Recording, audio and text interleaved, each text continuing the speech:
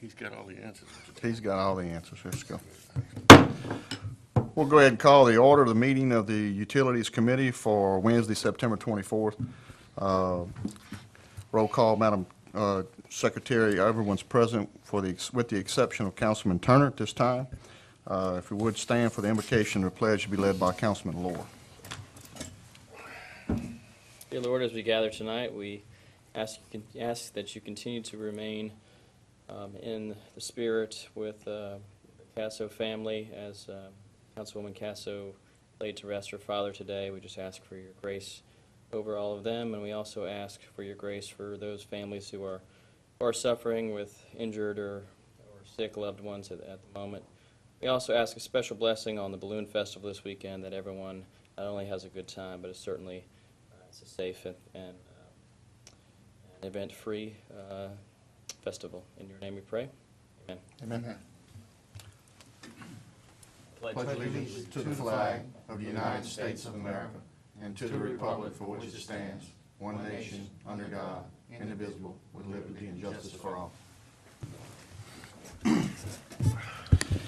The chair would like to acknowledge a new member to our committee, and Mr. Lohr, welcome. Thank you. Look forward to working with you on this committee, with Chairman Kluwat being stepped up to the chairman's position. There were some moves made on our committee assignments, and that was one of them that was made. Look forward to having your voice on this committee. Thank you. No chairs additions tonight. Public comment period. Anyone wishing to speak on any agenda item can sign in with the secretary, and they'll be given 3 minutes to speak when that item comes up on the agenda. Moving on to item number 5, approval of the minutes from August 31st meeting. The chair will entertain a motion. So moved, Mr. Chairman. Motion by Councilman Saddle, second by Councilman Joseph. Any discussion? Any objection? Hearing none, the minutes are approved. Mr. Bob, we got an update on Highway 73 and 42 for us? Yes, Mr. Chairman. On Highway 73, we're finishing up doing mandrel testing of the pipes that they've all been installed, and allotted the proper amount of time for to go ahead with the mandrel tests. So we're doing that, and they had some difficulty, but they found out that it was a little bit of stuff that had fallen into the system, so they flushed those out, and things are progressing nicely on that. The other things that they're working on are we have yet to do the vacuum tests and of the manholes, and then things will be finishing up there. We're also in the process of finishing off the pump station that will take the tail line effluent and pump it out. And things are pretty much on schedule. Looks like probably within the next couple months, things should be all tied up with that. They've started pouring curb and road, doing some of the major road alignment things and getting that underway. On Highway 43, it looks as though that the lift stations number 1 and 3 have been lowered to grade, and they're in the process of putting the tops on, getting those installed on those. And then they're finishing up getting lift station number 2 down to grade, and they'll be starting doing that. The piping that's been installed has started at lift stations 2 and 3, and we're progressing in a westerly fashion from those lift stations.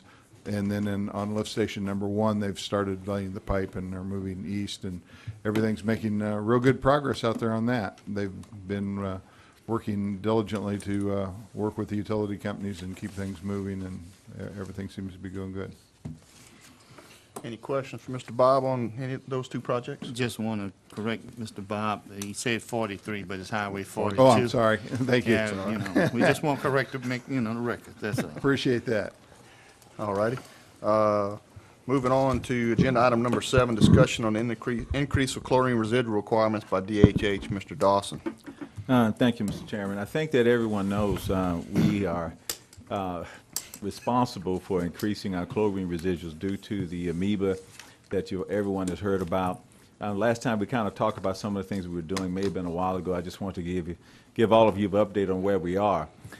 There's been some questions about the amount of water use that we have seen, the flushing that has to happen based upon trying to get the residual through the line. As you're aware, we purchase our water from Ascension as well as St. James. And the goal is that a 0.5 ppm residual has to be maintained to the end of the line. So whenever we take a sample and that residual is not there, the parish has to show that it's taking actions in order to try to get their residual where it needs to be. The only option we have at this point is flushing. And agreed, there are additional costs that would be associated with flushing the system because we pay for that water. But I want to say that this is not something that we're not just faced with. This is faced with every water system in the state that's having to meet those high residuals. But we do have a couple of things that we're looking at to kind of get the residual where they need to be, as well as reduce the cost that we are currently seeing by flushing. There are two things. First, we are planning a chlorine burn. When you feed chloramines, there's a possibility of having biomass that could develop in the system. There's some concerns that that's where this amoeba could live. So one suggestion that DHH has is to do a chlorine burn.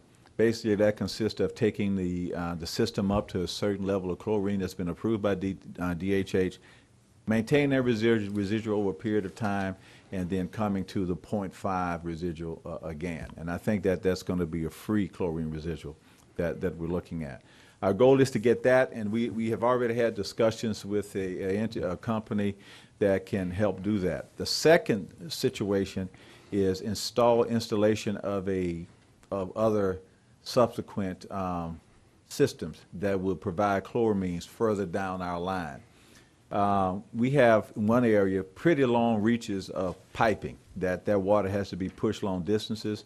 In discussion with the company that provides some of that equipment to help us with it, normally when you go over 5 or 6 miles, you definitely going to start seeing a depletion of chlorine just because of that distance.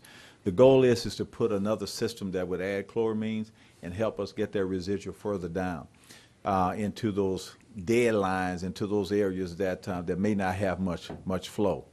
Not to say that we won't have to do any flushing, we probably will, but the goal is to reduce those flushing to improve our economics of our purchase of water, and then kind of balance the books considerably better. The cost of the systems are I think that are pretty reasonable. And based on the grant that we have, it looks like a lot of the actual acquisition of the equipment could be done with the grant. So we're not looking at any money that we have to come out of our budget to be able to do so. So I think it's being proactive. What I like to do is to be in a situation that we tell DHH that we are proactive in doing this, that we are ahead of the game. And basically, I think that's indicating to our regulatory agencies that we are not just kind of sitting back waiting on things to happen. We are doing what's necessary to keep our systems as sterile as possible. So I just wanted to give everyone an update. Hopefully we're going to be doing this pretty quick. We're trying to move as fast as we can. We're going to go with the chlorine burn first, and then after that we'll look at putting in the feed system to provide alternate feeds. Okay, Madam Secretary, Councilman Turner has made it to the meeting about 3 or 4 minutes ago. Want to recognize him. Any questions, Mr. Sadler? Yes, thank you, Mr. Chairman, and thank you, Ken. Yes, sir. I'm just looking for some information. This 0.5 parts per million of chlorine at the end of our lines, you've indicated that that water, of course, we're not generating that in the parish. I think that's key. You said we're getting it from Assumption and another parish. I didn't catch that. Why aren't they required to have the proper chlorine level to take care of this amoeba problem, and as opposed to us having to fix it? And the follow-up question would be, who's monitoring at the end of the tail line? Are we doing that and self-reporting to the higher-ups, or are they looking at it and then slapping our wrist and saying, do a chlorine burn, or whatever we have to do? Yes, I thank you, Councilman. I think it's a very, very good question. I mean, the answer to the question is that yes, where we purchase our water from, they're responsible for providing a residual at the end of the line where it enters the parish. Okay. Not to the end of our line, but where it enters the parish. So at the end of their tail line, they comply, everything's cool. Yeah, they if comply. we dilute after that, Sure. for whatever the reason, And we had a meeting. Why does it dilute? Does chlorine just go away with I see some head nods from one of our engineers back there. Yeah, there's several things that cause it. I mean, you could have dilution of chlorine residual just based on temperature, heat, based on the any type of bacteria that could be in the system that would cause additional demand, and sometimes it just won't last as long as it travels down the system itself. And if we go too high, we in trouble as well, right? We go too high. We got to be careful. I've been in some swimming pools where that's the case. Yeah. And I think that we go high, and that's some of the issues with some of our providers, because in order to get the chlorine residual very high, some of their users, are smelling chlorine in the water and that kind of thing. So they have to be careful on how they do it. But in speaking with St. James, we had a meeting with St. James, is it this week? This week? Yeah. We come together sometime. But it was this week, and they are doing things that are needed to improve the residual we get at the end of our line. But we want to have control of what we do in our systems. I mean, I just feel very comfortable with having that control in Ascension Parish, because even if they make it, if the residual makes it to the end of the line and it doesn't to the end of our line, we still responsible to make sure that we maintain that residual. But we're also making those, asking those other entities that provide water that they at least get their residual to the end of the parish property. Okay, and did you say, are we testing ourselves Yes, at sir. the end of the line? We're doing the testing? Yeah, we're required to test significantly by DHH, so we do tests daily. I'm talking about 24. We do it 7 days a week. So we're always testing, and we are looking at the residual coming into the parish. When the residual is low, the utility department has instructions to take actions, to make calls, to inform the supplier that the residuals are low, so they can be aware of it. They can make some adjustments. So we are proactive in looking at this very closely. All right, thank you very much. Ken, from our costs are going up. I mean, we're paying for water from these parishes that we're getting it from, and we're buying it and dumping it on the ground because we've got to flush these lines to get the residuals up.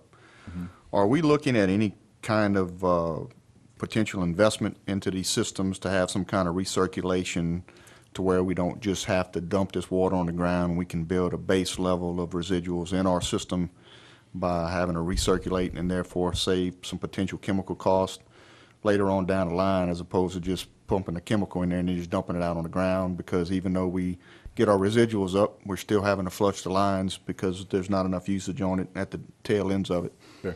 Yeah, we are looking at a loop, Chairman. We are, in fact, we have a grant from the Corps that we received when one of the trips to Washington. We found out that we had some money that could go toward those designs, and we're looking at a design that will kind of try to provide a loop in our system, okay? So the Corps of Engineers have been working with us, and they're in the process of doing that design now. That's one of the projects that we picked. The goal is to be able to provide a system that can have a pattern and a path that we can cycle back into our towers and maintain better control over what we're doing. So yes, that's being looked at now. Okay. Mr. Joseph? Kent, since you said the loop most likely is on the, I'll call it the south end from the outside of the city of Donaldsonville going down to Lemonville and everything. Yes. Is a loop system. On the north end over there on Highway 1 and 308, they already have a loop system in it. The problem is we don't have a loop system in Modes. Right. And that's where that 10-mile stretch is. Yes. And That's right. it is a It's a challenge. It's a challenge. It's a challenge. Right. That's right. So, You're right. we may solve every problem. Modes will be a challenge. There's some things that you're right. Until there's more usage and more development out in certain areas that would justify more capital investment, we're going to still have to do flushing in those areas to maintain what we need to do. But you're right, Councilman, absolutely. And one more is, I know I get a couple phone calls when y'all flushing the waters in the ditch and everything. So if you can, and like I've been telling my DPW guy to dig out ditches where that Yes, water sir. can drain away from that community out to further into the fields where it drains to. So if your guys see a problem like that, please inform DPW to Yes, sir. put a work request in there. for Will that. do. All right, thank you. Any other questions? All right, thank you, Ken. Moving on to agenda item number 8, reapplication for the Lemonville grant, Mr. Oliver Joseph. Yeah, I know we've been talking about this over the past, and matter of fact, just had a meeting with the parish president, the chairman, and the state representative, Ed Price. I had spoken to Senator Troy Brown on this, and what we had looked at, this original cost for this project was between $1.5 to $1.8 million. And in order to get the project going again, we talked about reapplying for the CBG grant ahead of time. We probably won't be able to apply for it till next year, but at least get the numbers and everything and apply for it. Also put in a, State Representative Ed Price said we can get the numbers and put in capital outlay. He would like to have that in the, this year, upcoming legislation, so he can put it on the list and probably get a priority 5 and then move it up the list. Okay. Then from there, you know, we get some of the funds, then we can look at seeing if the projects are feasible again. But we're just trying to get ahead of the game this time and reapplying for this. And so I'm, you know, asking and requesting that you put up the numbers and get with the grant department. Okay. So they can apply for the grant and put it in capital outlay. Yes, sir. And basically, just to recap on that, what happened, we had the grant before, the bids came in, and there was a shortfall in the grant between what the grant was applied for, or what the grant came back and what the bids were. So what we're trying to do through the state is to bridge that gap. So depending on what the grant application comes back at funding level and what the bids come in to do the project again, then hopefully the state can pick up the difference in order to be able to accomplish that project. Sure. One other thing I would like to do as well is to see if I could get a reevaluation of the cost from the engineering firm that did it, because we asked that before, because it was one price at one time, and then I think it may have been a year and a half, 2 years after we asked them to reevaluate those numbers. Since we've seen there's been such an increase in building activity in the parish, I think that it would be frugal for us to ask for them to look at that again, so that at least the proposed cost, True numbers. we have a true cost of on today's numbers. So I can ask that happen. And the only thing is that state representative say that capital outlay have to be in by November 1st, correct? Yeah, I think so. So, I mean, when We you could ask do for, it quick. you should. We could be do able it quick, to- yeah, I think they all could do it pretty quickly. Okay, right. That's the rush one anyway, the Sure. capital outlay one. all right. Request. By November 1st. Yeah. All right, all right. Anything else, gentlemen, on that? All right, moving on to agenda item number 9, the approval of a revised sewer ordinance. Got Mr. Brian Martinez. We got a little announcement after this about Mr. Brian and Mr. Ken Dawson. So Mr. Dawson will also would like to introduce Mr. Dwayne Johnson, who's an attorney with Keene Miller, who helped to draft this ordinance and work with the administration and myself in getting this thing done. Want to welcome him to the meeting tonight as well. So, Mr. Dawson? Yeah, well, I guess I'm really pretty proud to say that we have gone through the revision of this ordinance at the direction of this committee in looking at it, and I guess in a way kind of putting more teeth in it, that the parish will have more of a role to play in what's going into our streams and our canals, okay? So I think this ordinance addresses those issues. The ordinance also talks about the potential fines that could be levied, you know, and in the event that there is not compliance to the particular rules.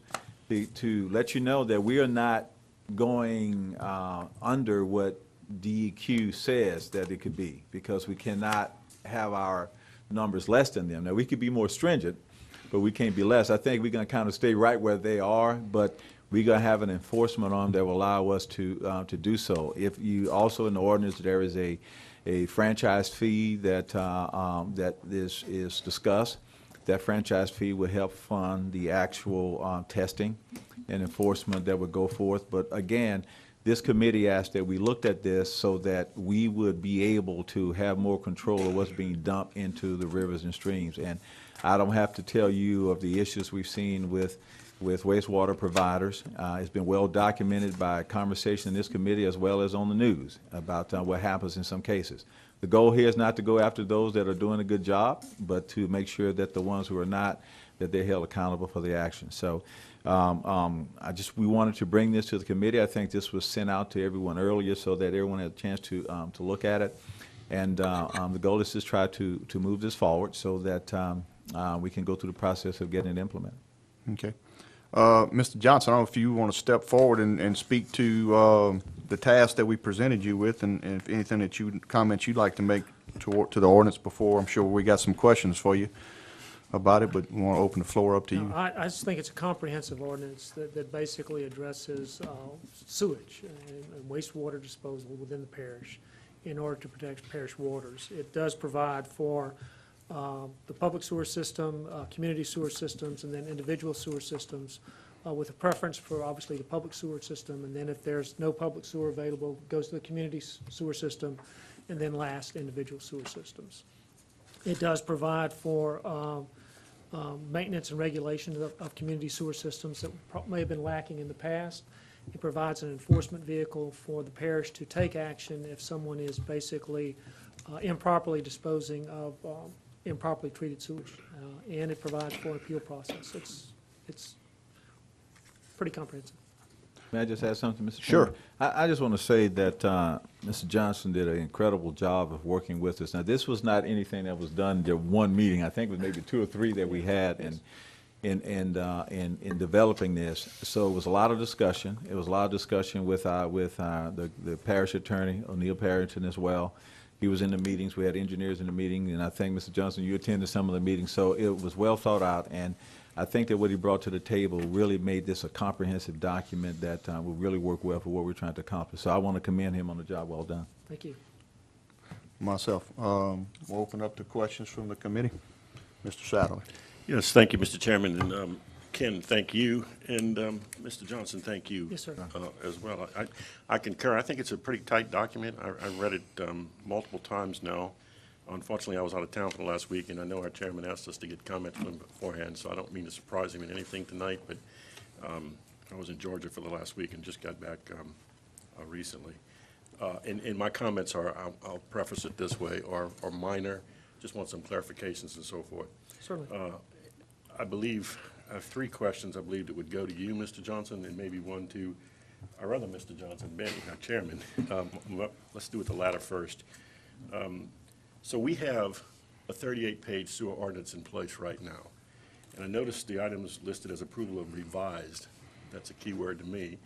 And I'm used to seeing, as we all are, revised ordinance having strike-through of language that's no longer going to be used in an old one and then highlighted new language, whereas this is just a whole new, in fact, it's 27 pages right there. It tells you it's Right. quite different than 38. So, Benny Johnson, Chairman Johnson, are we going to repeal this old ordinance and then vote to replace with this one, or is that just a slip of the tongue saying the word revised? That was actually one of the questions that I had as well. I think this would replace it, and I'm not sure from It will a, replace all except for the pre-treatment standards, which will have to be renumbered. So it would replace the first part and then renumber the second part, which will end up doing.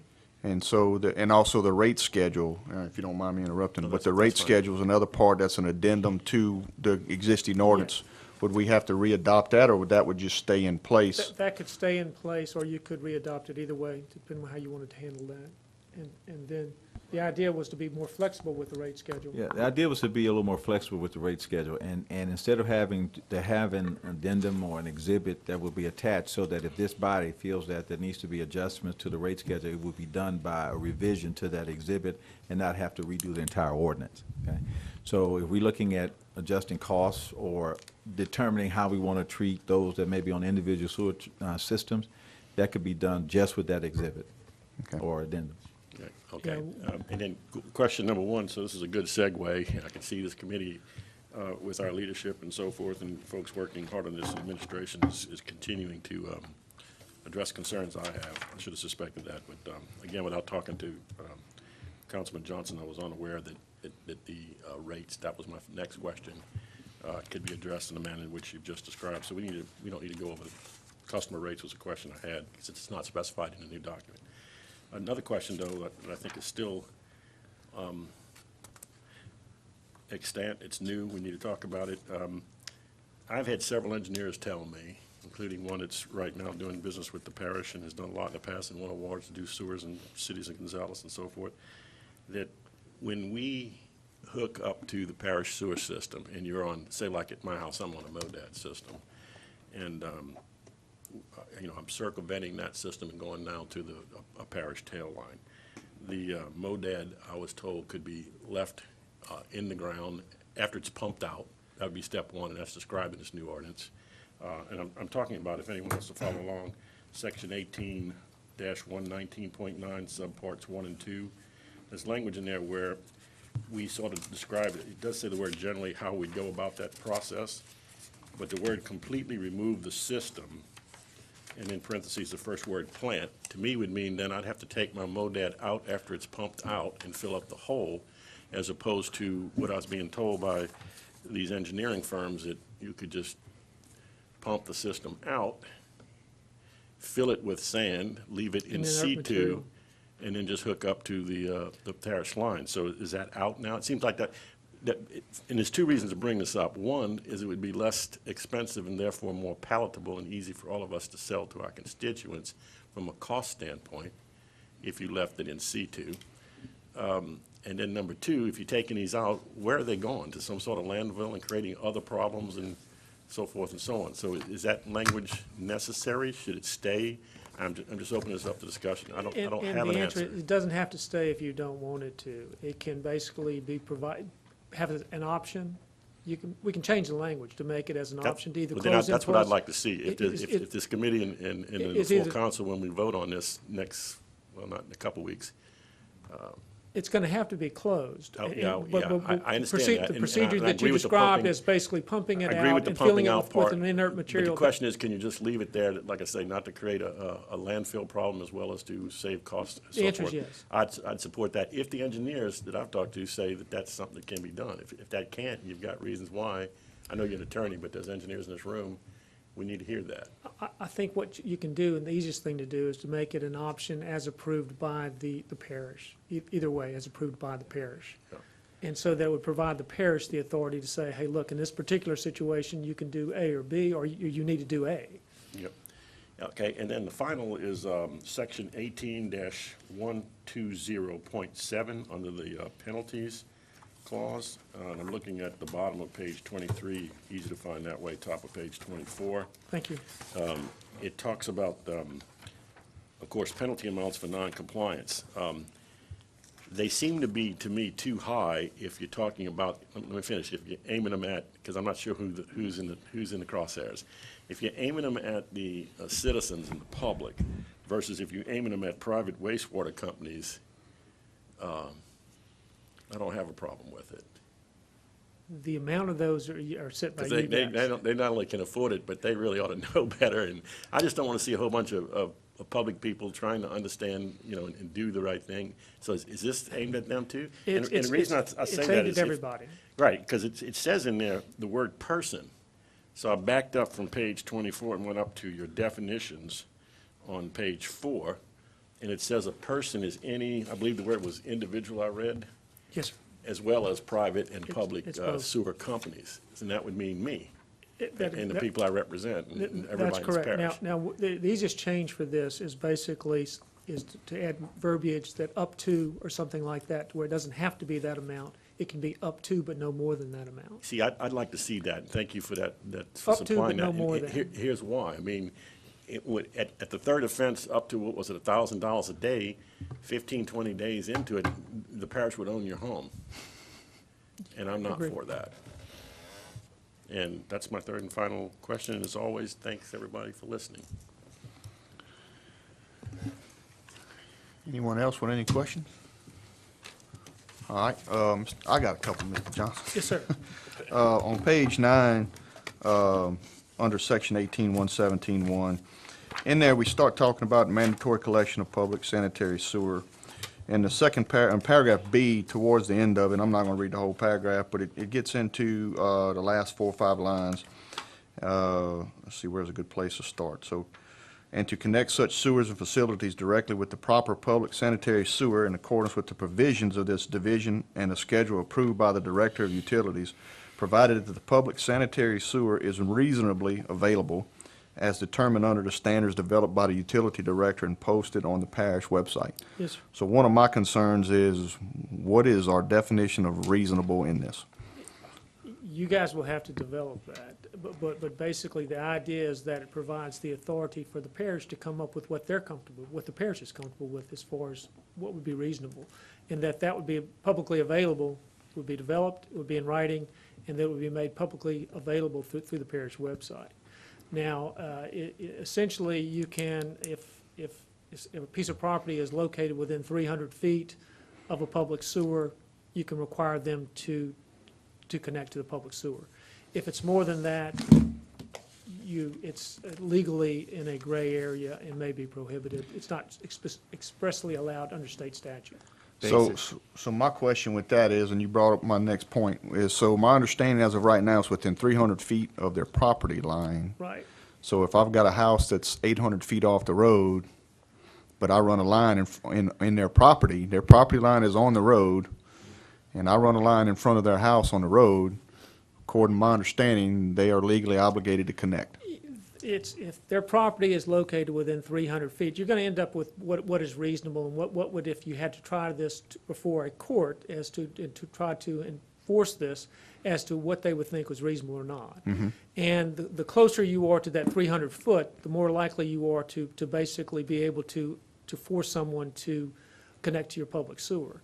If someone has a mile of property, but that first 300 feet is next to yours, and their residence is 3/4 of a mile down, you're not going to be able to force them to do that. It is basically, the clear bright line is 300 feet. If it's more than 300 feet, then it's going to be really as to whether that's reasonable or not to require them to connect. And the idea, the reason the language is like this is because the law may change. Right. And we wanted to provide the parish the authority, if the law changes, that we don't have to change the standards. We can basically change our policy and then put our changed written policy on the parish website. Again, what we're trying to do is to provide the parish maximum flexibility. So Right. So we'll follow normally procedures from other utility company, so we can adopt those rules in the plan. Right. And then if we want to vary, I agree, because the water system is the same way. Your meter only can be like 4 foot on the property line, inside the property. Anything beyond that point, you can't do it. I mean, that's just a normal standard by federal law.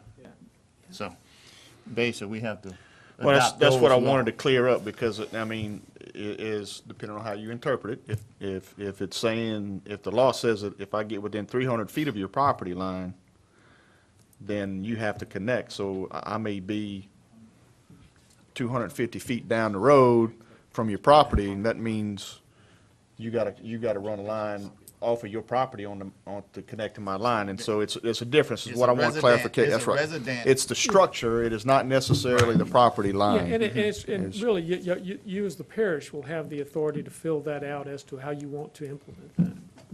And so if we have we may have an area, a road that comes off of a main road that goes down to 4 or 5 houses that have their own stuff that may be 450 feet off, but because there is a cluster of homes there that the finance, and I'm throwing this out as a hypothetical, may be reasonably shared amongst the 4 or 5 homeowners to run it that 450 feet or 500 feet, whatever it is, to our system. It may be deemed as reasonable to have those folks required to be tied into our system, as opposed to one resident being 500-some feet off the road, kind of thing. Right. Is kind of what I envision that to mean, kind of thing. Right. Councilman Sally? Yeah, I don't mean to interrupt our chairman, but this is important, this reasonable thing. I remember language, legalese, back before we had joint custody in this state of Louisiana, and we had pretty much women getting sole custody of children as the result of a divorce. It was stated in there that the husband would be granted reasonable visitation rights. And the question is the same as what Chairman Johnson's asking tonight: what is reasonable? And of course, since there's acrimony between the two parties, what one person thinks is reasonable, the other does not. And I would rather us not get to a court setting with this, but I do like the language you have at the end of that sentence, so I'd like to reemphasize that. As determined under standards developed by the utility director and posted on the parish website. So my question to, and I see him nodding his head, to Ken, to Mr. Dawson would be, I encourage, I don't know who this individual is because I guess it's a yet to be hired person or. Well, the utility director, Mr. Johnson, gonna have an announcement there. Maybe We that's do you. have I- someone in that But, position, but, okay? but did they put that stuff out there, Yeah. and exactly specifying whatever it is with a whole bunch of maybe if-then scenarios? If it's 300 feet, but maybe sometimes, as Benny's just talked about, it could be 800, et cetera. Some sort of clarification of reasonable, I think. 'Cause he brings up a really, really important point. Yeah, and I agree. We talked about that, and I agree. And one thing too, the plumbing code and the sanitary code also addresses that and talks about that distance. I'm gonna ask Mr. Thompson to get up and kind of talk about it a little bit. This is an engineer from SJB that kind of helps us with that. So if he would just kind of describe that from the sanitary code. Yes, sir. Michael Thompson from SJB. Yeah, the plumbing code and the sanitary code both specifically state 300 feet from the property line. And the DHH has enforced that in the past. In fact, we're working in a separate parish now on a development where the home is sitting 1,700 feet away from the sewer line. And they're requiring us to run a sewer line from the home to that public system because it's within 300 feet of the property line. And what I'm trying to avoid is kind of like what we're all alluding to here. I mean, I don't want, and it's tough to nail down some of these things when you're talking about a public and the various things that we're going to be dealing with. You can come up with 1,000 different scenarios Sure. that we're going to have to deal with in this situation, and none of them are going to be exactly the same. And so when we start talking about reasonableness, how do we ensure that we are applying the same reasonableness to all those across the board? And that's what I'm trying to allude to, because there's going to be a lot of people that are going to be upset when it comes down to the point of where when eventually we run this water line in front of their residence, and there may be 400 or 500 feet off the road, and we're telling them you've got to connect. And then we go down the road another couple miles, and another guy's 500 something feet off the road, and we're telling him no, he does not have to connect. And so it's really important that we get this right, that we, as best as possible, that we set this up to where, we take those personal things out of it, and we try to allow for as fair and impartial of a system as possible. Right, and that's why DHH in their enforcement of this established it from the property line, to put that responsibility on the property owner, and there's less ambiguity. Now, that being said, if you as a parish come in and say, look, property owner, you're 500 feet, we're not going to require you, the state's not going to come back in and say, okay, parish, why did you let them exclude? But if you establish your standard as 300 feet from the property line, then DHH is going to come to say, yeah, that's what we enforce too. So if you give them a waiver from that, they're not going to say, okay, you're in violation.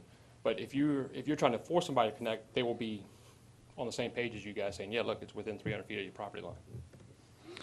So if that makes sense. Mr. Johnson, you were wanting to comment on something. I think that your standards are going to provide kind of the bright line or more meat to this bone to indicate, look, this is what we're going to do. If your property is 300 feet from the property line, but there's no residence, there's no dwelling, there's no use of a public sewer for X number of feet, we will or will not require you to connect. And that's, you can provide more, like I said, meat to the bone on that. And this is the mandatory provisions. People can do things voluntarily. You can require, you don't have to require. Okay. And again, even though this is a mandatory provision, the parish is not required to enforce it. The parish at its option can force it. That's the way it's written. Okay. In the next paragraph towards the bottom, I'm trying to understand, and it's kind of a long deal, but basically at the end, I'm trying to figure out a good place to start with this reading. Because the question I have, let's see, I'll start on the fifth line. Requirements of this division as determined by resolution of the parish governing authority is hereby required at his expense to connect such community sewage system directly with the proper public sanitary sewer in accordance with the provisions of this division or as otherwise agreed by the parish president, provided that the public sanitary sewer is reasonably available as determined under standards developed by the utility director and posted by the parish website. And again, that's whether we're talking next week or 5, 6 years from now, and I'm assuming what you're going to tell me is that what I want to do with this is, you know, for lack of a better word, put the parish president in a box to say you can go up to this point or this point, but you can't get outside of that, and allowing determining self-determination upon yourself that someone either has to connect or has to pay or whatever. What we're- You know what I mean? Yes, sir. I mean, what we're talking about there is community systems and not individual systems. And basically, this paragraph is directed at those community systems who fail to meet the requirements. Right. And consistently fail to meet the requirements. If somebody rises to that level, a community system, which is not an individual system, consistently fails to meet the standards, and it becomes such a problem that the parish council gets involved, then the parish council can, pursuant to this portion of the ordinance, require them to connect to a reasonably available public sewer system. Because that's part of what we're having our discussions about right now, is the fact that we've got several utility systems that are out there that are not meeting standard. And so when and if we get a line in front of them, I don't want them to be able to worm their way out of having to connect into our system. That gets them out of our ditches and out of our streams and helps clean up our parish. And so that's one of those things in development of this standards that the utility directors is going to be coming up with, that I want to make sure that we cover that. On the next page, under item I, I'm sorry. Oh, page 10, yes. Page 10, under item I, we're talking about taking in these systems into the parish ownership, and we talk about an inspection. Is there and this, Ken, is probably for you, what kind of inspection are we looking at doing with this? I mean, I don't want to do a smoke test on a system. That smoke tests are good to a point, and then we wind up purchasing the system or taking over this system, and all of a sudden our peak flows from rain start climbing exponentially because this system's got a whole bunch of leaks in it. Or are we looking at doing some type of visual inspection with cameras and so Yeah. forth and so on, and then based on that, at the expense of, in this particular situation, it's going to be the owner of that system or developer, whatever, to provide the cost or cover the cost of those inspections prior to that system being accepted into the parish? Yeah, yes, sir. I think that one thing we definitely want to do is to make sure that we do detailed inspection. And one thing is to looking at the condition of the lines by doing television cameras that can be pulled through. In fact, I was talking with a company today that can provide that service for us. So we're kind of thinking ahead of the possibility of acquisition of systems and determining what it's going to take to make a good evaluation. Another thing that we want to do is that we're going to look at past performance of the system. We will pull, all of the information from DEQ to determine how the system has been performing, the kind of numbers it's been producing, and what DEQ has on record. Another evaluation would be looking at current equipment on the system, evaluating the age of the system, probably taking vibration analysis and voltage readings to determine the effectiveness. Those kind of things, we want to make sure that what we're getting, we understand what we're getting, and that whatever agreement we make, it would be, a part of the agreement would be what we have to repair, whether we accept it for a lower cost or whether we require them to repair it before we accept it. Okay, so another question for you, and me and Councilman Joseph were talking about this before the meeting, but on page 12, when you get down to section 18-117.7, restrictions on certain wastewater and waste to discharge of public sewer, we start talking about inspections on grease traps, sand traps, and those type of things in our system. And we alluded to it earlier, that between the fines and everything else, paying for those inspections. What about personnel? What are we looking at as far as the number of personnel we're going to have to bring on to manage this program that we're fixing to start here? And is we sure that we're going to be able to cover that from a budgetary standpoint of view? Well, one thing that, as I said earlier, some of the franchise fees were directed toward, getting additional personnel and getting what we need to be able to do so. And that's always going to be a challenge, because when you get into the sewer business, you're still going to have to do those inspections and try to do those things. So the goal is to generate funding through whatever finding we have. Hopefully we'll be able to get more customers into our system, we will bring more revenue so we can hire more people to do it. And the third thing is through the franchise fee to be able to raise the money that will pay for testing and inspection as well. That's kind of the direction we're planning on taking, Mr. Chairman. Okay. Mr. Johnson, one other, Yes, sir. and I'm not sure, I don't remember where I read it in here. We have an ordinance on the book that requires new subdivisions that if they're going to donate their system, that they have to turn that over to the parish. I know I saw something about that in here. I'm trying to remember where I saw that, and I want to make sure that, That is 18.117.2. That's included in that same provision. Page 9 and 10. I want to make sure that basically what we have there doesn't dilute the current ordinance on the books as far as, I think it's largely based on what's currently on the books. okay.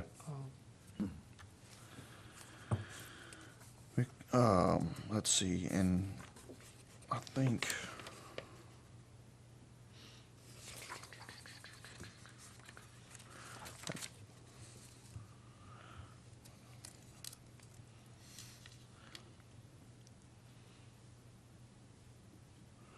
that's all the questions that I had. Does anybody have anything else? Mr. Sadler? Thank you, Mr. Chairman. I don't know if this goes to you, Mr. Johnson, or who, but I'm sure someone's going to chime in.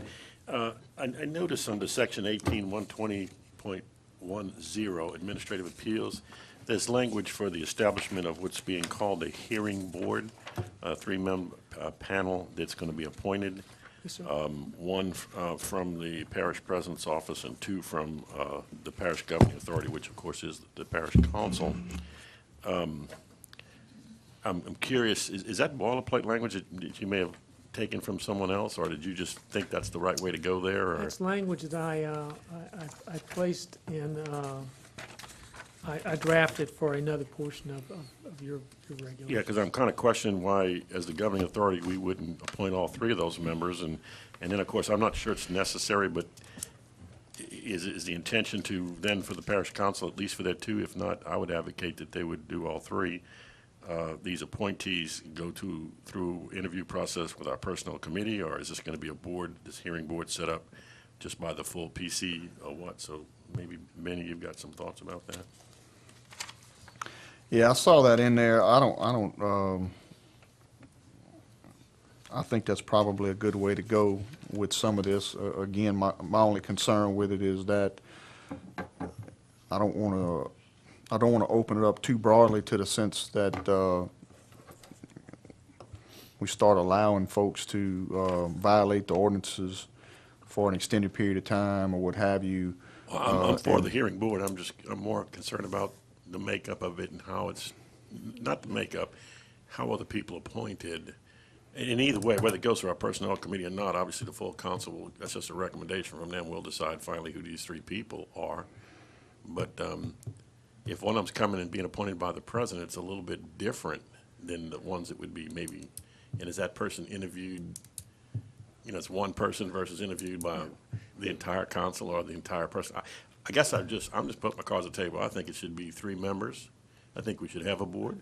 And I think that it should be the parish council as the governing authority of the Parish of Ascension's responsibility to appoint these individuals.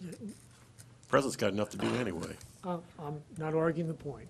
This language was adopted from a recently enacted amendment to your parish ordinances dealing with emergency response and Right. community right to know. That's where that came from.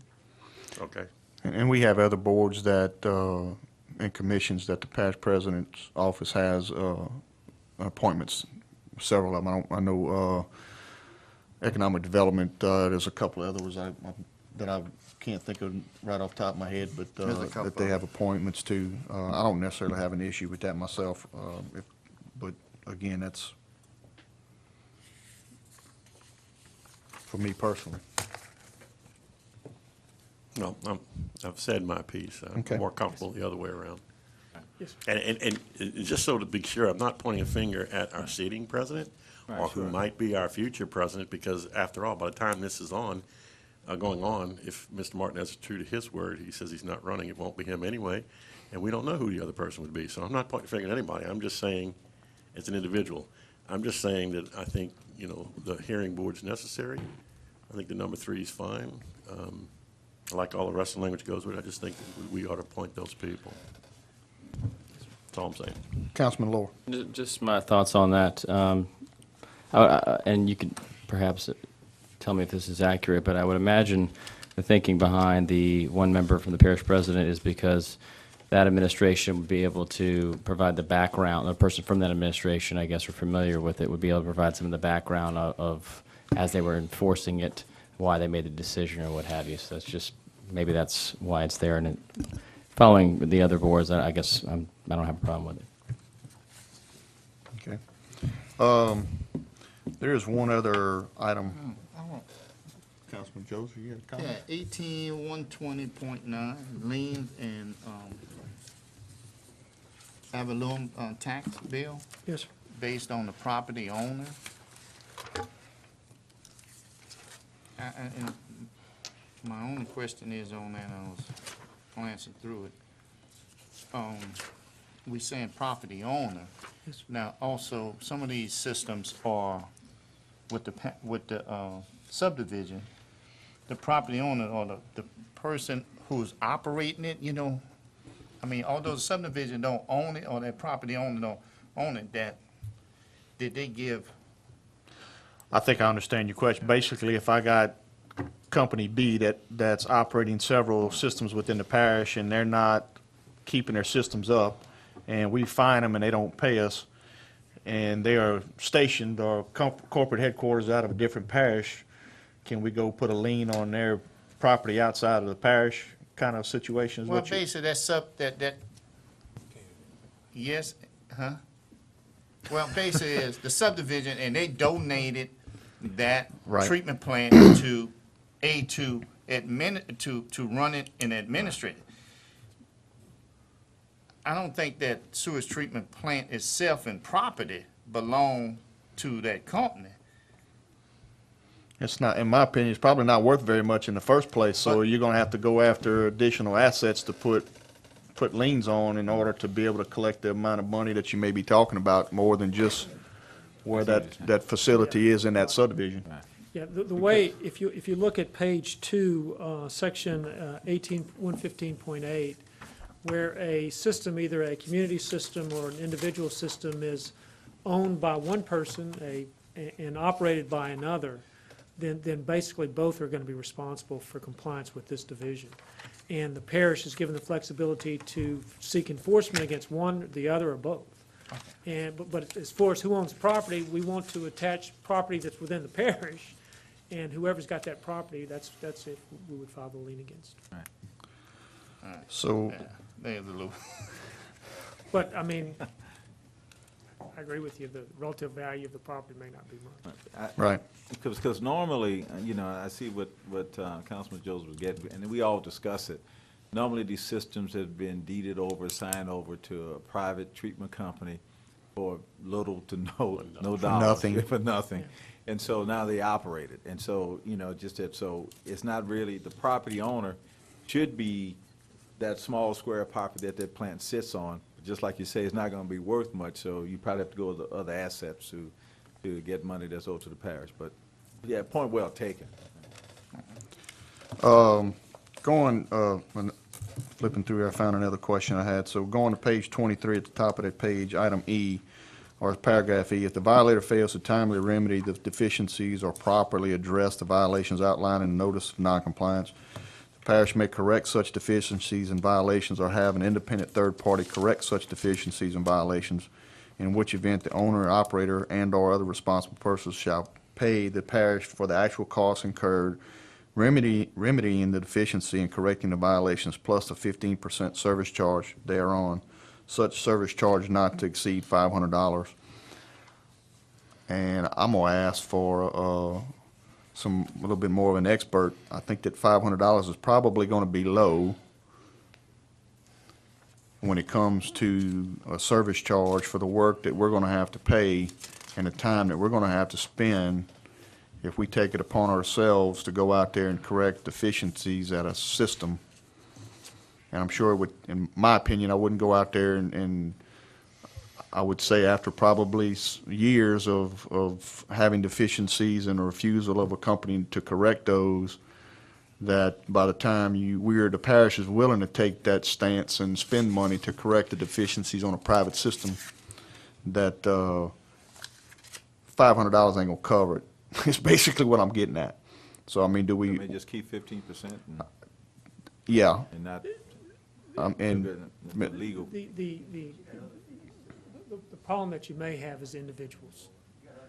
Because you can also go in and connect, as I believe it's not just the community systems, but also an individual system. And so do you really want to subject an individual to an unlimited 15% service charge? That's where that's coming from. I got you. But whatever. So could we put language in there not to exceed 15% maybe? Like we were talking about with the Yes. other things that, Yes. and in that way, on an individual homeowner, we can use some reasonableness with That that. would work. That would work. That would give you that flexibility.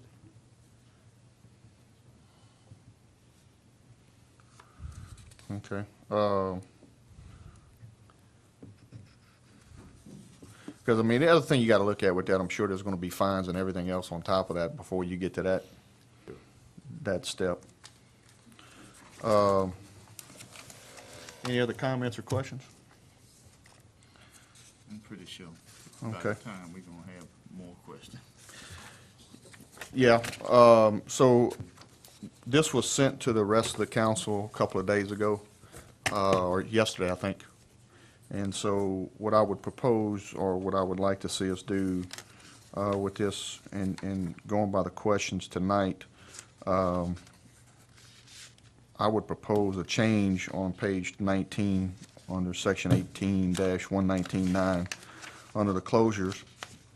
Basically, for paragraph 1 to read, completely pump out the system treatment unit with liquid wastewater and solids by a licensed pumper and hauler, and for a method to be determined by the utilities director, remove the system to a safe health hazard level.